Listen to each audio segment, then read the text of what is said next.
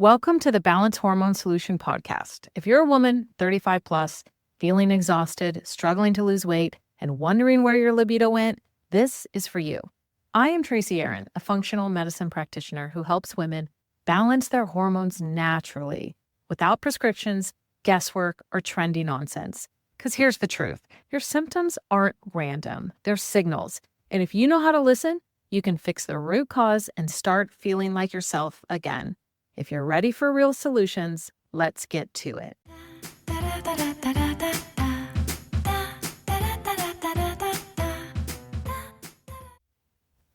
Ever notice how the minute you leave home, your digestion seems to pack its bags too? Let's talk about the science behind why travel constipation is so common and the simple, realistic steps you can take to make sure you keep things moving. So welcome back to the Balance Hormone Solution podcast. I am your host, Tracy Aaron, and this is where we ditch the guesswork, decode your body, and get you feeling vibrant again. I'm a registered nurse, integrative health practitioner, functional medicine hormone specialist, and your go-to travel companion when it comes to keeping your hormones and digestion on track. So last month I was in France, right? Eating baguettes the size of my forearm, walking cobblestone streets, soaking up every ounce of joy. But there's a not so glamorous side to traveling that nobody posts on Instagram about, and that is constipation. Even though I know all the tricks, I still had a moment of, wait a minute, we're on day 2 and nothing is happening. So here's the truth. Constipation while traveling isn't just about food. It's a whole mix of factors that mess with your gut's natural rhythm. And for women in perimenopause, our digestive system is already more sensitive to stress, hormone shifts, and routine changes. So let's talk about the factors that go into this and how we can prevent it on our next trip. So, number 1, why travel constipation is so common? Well, here's the low-hanging fruit, easy answer. You just disrupt your regular routine because your gut thrives on that rhythm. You might be waking up later, skipping your usual morning coffee ritual, eating different foods, eating different times of day, and all of this throws off that brain-gut connection. Also, you might have changes in movement or posture. If you had a long overseas flight or unusually long car rides, or even just sitting more, can slow that intestinal motility. And hydration changes. Airplane air is awfully dehydrating, and we tend to drink less to avoid those constant bathroom breaks. But less fluid overall means harder stools, and this adds up over time.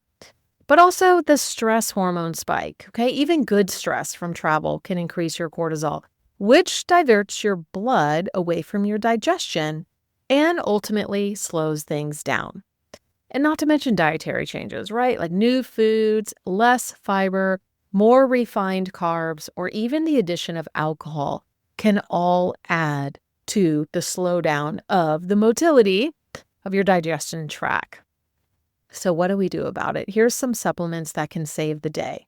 My favorite by far is magnesium. I love magnesium glycinate. This is relaxing overall to the body. But if you're really just needing to double down on the constipation factor, the form of magnesium that's magnesium citrate can work as well. It's just not as absorbable in terms of helping the other systems of the body that magnesium does. So I just like to double up on glycinate because it helps the overall calming sensation too. But just so you know, citrate will work as well. And this helps support your bowel movements and relaxes those intestinal muscles. So if you're not sure where to start, I would say 200, max 400 milligrams right before bed. And when you wake up in the morning, you should see some movement. You can always increase that or take more doses throughout the day. The next thing is digestive enzymes with your meals. These are not a bad idea traveling no matter what, because you want to make sure that you're grabbing all the nutrients you can from the food that you're eating. Plus, because you're likely doing all the things I just talked about, eating different foods, different times of day, maybe more or less mobility, enzymes just help break down food. So if you've got heavier or unfamiliar meals, it's going to reduce the overall bloating and gas. Another thing that can help is probiotics. Of course, you're traveling, so you need to get some shelf-stable something. Keep your microbiome balanced by having a daily dose of probiotics. Choose a broad spectrum brand. If you're wanting to know some of my favorites, just shoot me an email or find me on Instagram, and I'll be happy to send you over a list of probiotics that I love. This is something that's super easy and overlooked, but electrolytes, okay, like minerals. We need lots of sodium and potassium to help our stool stay soft. And electrolytes aren't just for energy. That's where they really shine in terms of traveling and helping us go regularly. All right, so you want to make sure you're rehydrating and you don't need a bunch of sugar. So make sure you choose a good one. Also, vitamin C, higher doses, can have a laxative effect in addition to immune support. So I personally love to use this when I'm traveling because I want both at the same time. Now, outside of supplements, there's always some lifestyle things that you can do. Number one, hydrate strategically. What do I mean by that? Drink a full glass of water first thing in the morning and before every single meal. Sometimes when you start eating, you're not wanting to take breaks or it just doesn't feel like you don't want to dilute the flavors and the textures in your mouth. I totally get that. So an easy way around that is make sure you're getting a full glass of meal before every single meal and first thing in the morning. That gives you a minimum of 4 glasses a day. If you're hydrating in between meals, you've got enough water on board to keep your stools moving. Now, moving daily, some vacations, this is really easy and you're hitting more steps than you ever do at home. But if you're in a vacation, like you're at a conference, or you've got a work thing, and you're not getting the steps that you normally get, you want to make sure that you're getting a 10-minute walk after meals. This is really going to signal to your gut to get moving, okay? Now, stick to your morning ritual. So whether that's morning cup of coffee, lemon water like I teach my clients, or even just a couple minutes of deep breathing, it can cue your body that it's go time. So whatever you normally do at home, try to keep that same routine when you're traveling. Another idea is to pack some portable fiber. Things like chia seeds, flax packets, or fiber powder can be added to things like yogurt or smoothies when you're out and about. And here's a fun tip. Eat some pea foods daily. What pea foods am I talking about? Things like prunes, pears, papaya, pumpkin. These things naturally encourage your bowel movements and are great to have on hand. Always, always, always mind your stress.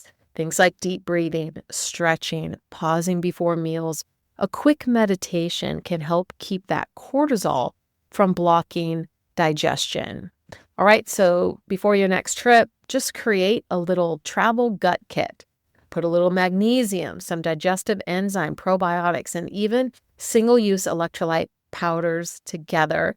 Combine that with one hydration habit, one morning cue, and you're going to give your gut the best chance at staying on track next time you are away from home. So just remember that travel is meant to be enjoyed, not remembered for the bloating and discomfort that came with it.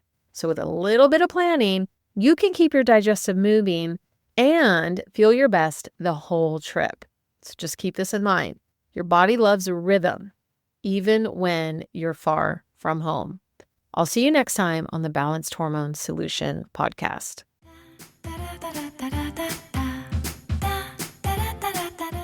That's it for today's episode of the Balanced Hormone Solution podcast. If this resonated, don't just listen, do something about it. Make sure to subscribe so you don't miss what's coming next. And if you know another woman who's tired of feeling like a stranger in her own body, send her this way. For more support, check out the show notes. I've got resources to help you get started.